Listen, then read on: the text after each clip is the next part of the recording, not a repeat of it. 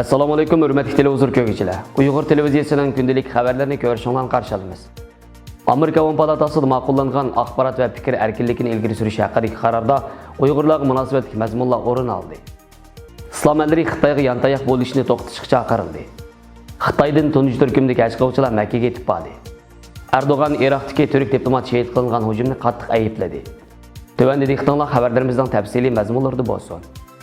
15-yil kuni Amerika Davlat Majlisi Avon palatasida dunyo axborot va fikr erkinligini ilgari surish haqida bir qaror ma'qullandi.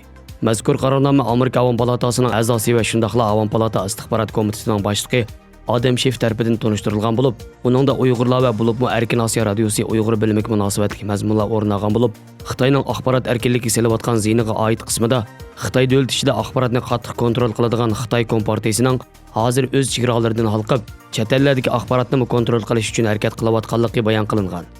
Va buningga Xitoy hukumatining Amerika Erkin Osiyo radiosi Uyg'ur bilimi muxbirlarining Sharq Turkistondagi ig'ir kishilik huquq dafsandichiliklarni xabar qilishini to'sish uchun ularning yurtlaridagi oila tavobatlarga tahdid selish, turmaga sulashdagi razil vositalarni qo'llanayotganligi bayon qilinib, Amerika hukumatining dunyo miqyosidagi mushkil voqealarga qarata ochiq va keskin pozitsiya tutib, uni dunyo axborot erkinligi kuniga o'xshash fursatlarda ta'kidlashini, barliq tahdidlarga qaramay xizmat qilayotgan jurnalist va axborot xizmatchilarining demokratiyani qo'g'dash, ijtimoiy jamiyatni kuchlantirish uchun qo'shgan tuhfasini muayyanlashtirish kerakligini, har qaysi davlat hukumatlarini Birlashgan Davlatlar Tashkilotining axborot erkinligini qo'g'dashga munosabatli ahdnomalari bo'yicha ish ko'rishga chaqirishi va ularning qarshi harakatlarini ochiq oshkora tanqid qilish kerakligidagi moddalar o'rin olgan. Yuqoridagi bu qaror Amerika hukumatining dunyo miqyosida axborot va fikr erkinligiga qartilgan besimning kuchayotganligidagi bir amaliyotga qarata tadbir qo'llanib, sog'lom demokratiyaning asosi bo'lgan erkin axborotchilikni faol tashabbus qilish va qo'llashni, erkin axborotchilikni Amerikaning demokratiya, kishilik huquq va davlatni qonun orqali idora qilishni tashabbus qilish xizmatlarining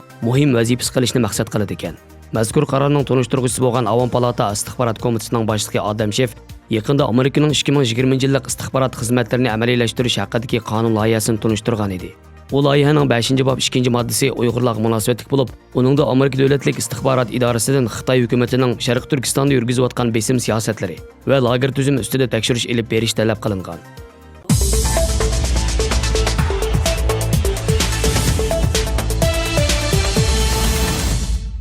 On 12-iyul kuni Rossiya, Qatar, Kuvayt, Saudiya Arabiston qatorliq 37 davlat Birlashgan Davlatlar Tashkilotiga bir imzoli xat yo'llab, Xitoyning Sharq Turkistonda yurgizayotgan qattiq qo'l siyosatlarini qo'llaydiganligini ifoda qilgan edi. Holbuki xalqaro jamiyatning bu holiga qarata ayblashlar to'xtab qolmagan. 17-iyul CNN televiziyasining xabarida Sharq Turkistondagi Uyg'urlar ig'ir kishilik huquq dafsandichiligiga uchrayotgan holatda 37 davlatning bu qilmishi Xitoyning depini chilib berganlik deyilgan. Xabarda Yershari siyosati jurnalining direktori Azam Ibrohim bu haqda so'z qilib, "Men musulmon ellarning Xitoyning siyosatini maqtab xat yozganligidan bakla hayron qoldim. Mushundaq bir masala kelganda inkossiz turib olish yoki imzo qo'yishdan voz kechish boshqa bir ahvol. Holbuki bir davlatning siyosatini ochiq oshkor qo'llash u boshqa bir ahvol" degan. Shundaqla kishilik huquqni kuzatish tashkiloti to'g'rida Islom hamkorlik tashkilotiga a'zo 14 musulmon davlatining Xitoyni qo'llab imzo qo'yishi qattiq ayblangan. Xabarda deyilishicha, Xitoyning Sharq Turkistondagi siyosiy bostirishi amaliyotda Islom hamkorlik tashkiloti uchun bir muhim sinoq hisoblanadi degan. Ya'ni Uyg'ur musulmonlar qartilgan sistemli xo'rlashlarni to'xtatish haqida Xitoyga besim qilish qilmasligidan ularning pozitsiyasini ko'rib olg'il bo'ladiganligi. Kishilik huquqni kuzatish tashkiloti Xitoy ishlar bo'limining direktori Sofi Richardson xonim 37 davlatning bu qilmishini qattiq ayblab, Xitoy hukumatı musulmonlar asosiy salmoqni egallaydigan davlatning qo'llashini qo'lga keltirish orqali Sharq Turkistondagi ig'ir kishilik huquq masalasini pardozlamoqda. Bu musulmon davlatlari Xitoyga qarshi chaqiriqda bo'lishning o'rniga Beijing doiralarining ta'tir tashviqoti qo'shilib ketganligini bildirdi.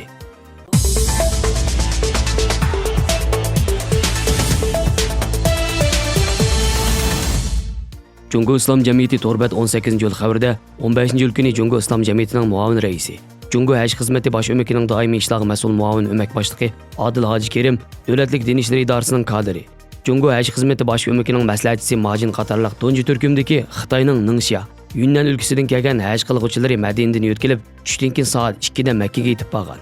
Xitoy haj xizmati bosh o'maki xizmat guruhi, Makka xizmat guruhi va Madina xizmat guruhiga bo'lingan bo'lib, kutib olish, qatnash, turalg'i uy, tomoq bilan ta'minlash, diniy yetakchilik, bexatarlik, davolash va ekskursiya qatorliq jihatlarda umumyuzli qattiq kontrol qilinib, haj qilguvchilarni kutib olishning har qaysi taraflardagi xizmatlari alohida tartibli o'rnashtirilgan ekan. 14-yil kuni haj qilguvchilarning bexatarligiga kafolat qilish uchun bosh o'mak mas'ullari Makka soqchi idorasining boshlig'i Osama bilan ko'rishdi.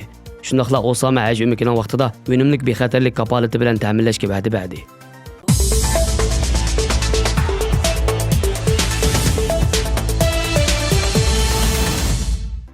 17-yil Iroqning shimolidagi Erbil shahrida yuz bergan qurolli hujumda Turkiyaning Erbil bosh konsulxonasida vazifa o'tayotgan bir diplomat shahid bo'lgan va bir Iroq fuqarosi hayotidan ayrilgan edi. Cumhuriyet Reis Recep Tayyip Erdoğan Twitter sahifasida ommaviy o'rtoqlash to'rbeti bayonot e'lon qilib, Erbildagi konsulxona xodimlarimiz nishon qilgan vahshiylarcha hujumni qattiq ayblayman. Hujumda shahid bo'lgan xodimimizga Janob Allohdan rahmat tilayman. Hujumning javobgarlarining tez sur'atda tepilishi uchun Iroq doiralari va yerlik doiralar bilan davomli aloqa o'rnatyapmiz dedi. Diplomatik manbalarning bildirishicha, shahid diplomatning meyiti hujumdan keyin Erbil Rizgari doktorxonasidagi jasad tekshirish rasmiyatlarining tamomlanishidan keyin Turkiyaga qaytarib kelingan. Xabarlarimizni ko'rganingizga rahmat. Ko'rishguncha omon bo'linglar. Xayr xo'sh. Allohga omonat.